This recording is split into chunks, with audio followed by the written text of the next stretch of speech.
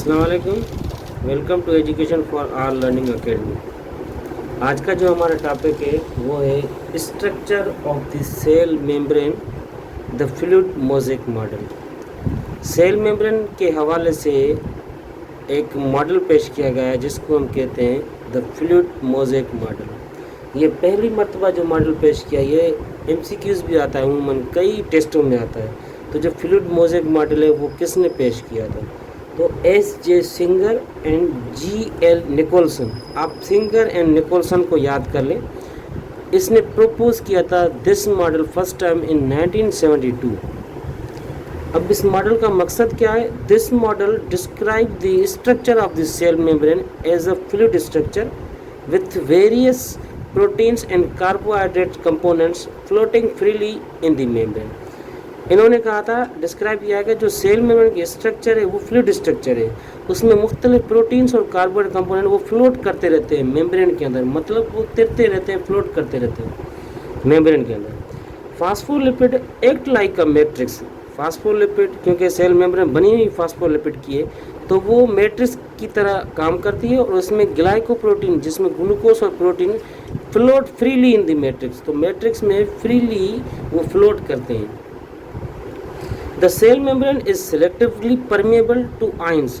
अब सोडियम जैसे और जो दूसरे आयंस है जैसे पोटेशियम है, तो ये उनके लिए सेलेक्टिव परमेबल होती है। और यह स्मॉल और लार्ज मॉलिक्यूल है तो वो उनको ही सिलेक्ट करती है, वो अंदर और बाहर उनके अंदर सेल में जाते रहते हैं। और ये जो सेल मेम्ब्रेन वो कंट्रोल करती है मूवमेंट ऑफ सब्सटेंस जेके अंदर आते हैं और बाहर आते हैं सेल के अंदर। तो ये cell membrane movement of substance, जो सब्सटेंस अंदर और बाहर आते हैं उनको भी कंट्रोल करती है। It performs many important functions. जो सेल में वो बहुत सारे फंक्शन परफॉर्म, जैसे कि विद इन सेल, जो जैसे कि ऑस्मोसिस है, डिफ्यूजन है, ट्रांसपोर्ट ऑफ न्यूट्रिशन है, process of injection and secretion. ये सारे के सारे फंक्शन जो है ना वो प्लाज्मा मेम्ब्रेन या सेल मेम्ब्रेन के। सेल मेम्ब्रेन को हम प्लाज्मा मेम्ब्रेन भी कहते हैं। तो अब हम स्टार्ट करेंगे पहले डिफ्यूजन से। तो डिफ्यूजन क्या है? It is the movement of substance from a region of higher concentration to lower concentration। तो डिफ्यूजन में मूवमेंट होती है सब्सटेंस की हायर कंसंट्रेशन से लेके लोअर कंसंट्रेशन की तरफ। It occurs down a concentration gradient, मतलब ये कंसंट्रेशन ग्रेडियंट के डाउन की तरफ मूवमेंट होती है। और ये एक पैसिव प्रोसेस है, मतलब इसमें कोई भी एनर्जी की रिक्वायरमेंट नहीं होती। No any requirement of input of energy, इसलिए हम इसको कहते हैं ये पैसिव प्रोसेस है। Gases exchange of carbon dioxide and oxygen is an example of diffusion. जैसे हम रेस्पिरेशन करते हैं तो कार्बन डाइऑक्साइड की जो लेवल है वो एनवायरनमेंट में ज़्यादा होती है, अंदर हमारे जिस्म के अंदर कम होती है।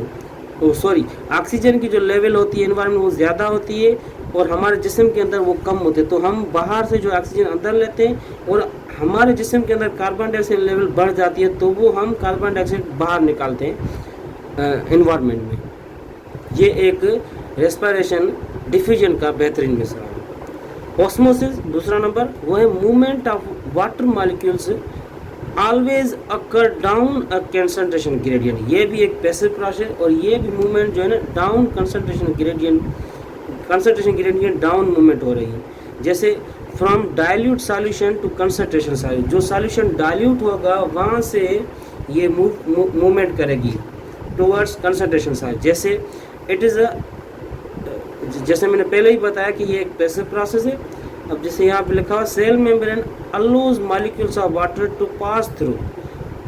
यहाँ पे लिखा है कि सेल मेम्ब्रेन अलो करती है वाटर मॉलिक्यूल को, बट ये सेल मेम्ब्रेन जो अदर मॉलिक्यूल्स है, बड़े मॉलिक्यूल जो डिजॉल्व मॉलिक्यूल, उनको अलो नहीं करती। जैसे साल्ट हो, शुगर हो, वो पास नहीं करते हैं। लेकिन जो स्मॉल मॉलिक्यूल होते हैं वाटर के, वो आसानी से सेल के अंदर से बाहर वो ट्रांसपोर्ट करती है और पास करती है।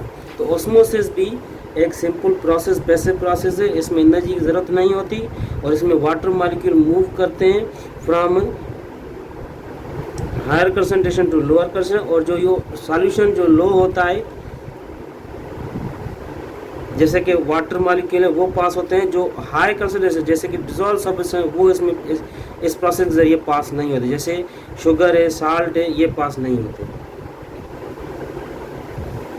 Facilitated diffusion, it facility diffusion एक ऐसी किस्म की डिफ्यूजन है जिसमें कैरियर प्रोटीन होती है प्लाज्मा मेम्ब्रेन के साथ, सेल मेम्ब्रेन के साथ। तो जो भी सब्सटेंस होता है वो उसके साथ, प्रोटीन के साथ वो अटैच होती है सेल मेम्ब्रेन के साथ।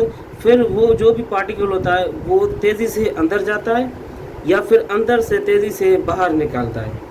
तो वो तब होता है जब वो प्रोटीन मालिक्यूल, जब जो कैरियर प्रोटीन होती है, जब उनसे पार्टिकल अटैच होता है तो उन मेम्ब्रेन की उन जगह पे शेप चेंज होती है। शेप चेंज होने की वजह से जो मालिक्यूल है वो तेज़ी से अंदर भी आते हैं और फिर तेज़ी से वो बाहर भी निकालते हैं। ये भी एक पैसिव प्रोसेस है, इसमें भी कोई भी एनर्जी रिक्वायर नहीं होती, just and just carrier protein की रिक्वायरमेंट होती है। जैसे it allows rapid exchange of specific substance, particles are taken up by carrier protein which change the shape resulting in particles released on the other side of the membrane। जो हमारा चौथा आखिरी topic, सब topic है, वो है active transport. Active transport it is the movement of substance against a concentration carrier. हम जो 3 प्रोसेस पढ़ाए वो लो डाउन होते थे कंसंट्रेशन के, ये अगेंस्ट हो रही है मूवमेंट, मतलब इसमें एनर्जी रिक्वायर्ड होगी एक्टिव ट्रांसपोर्ट में।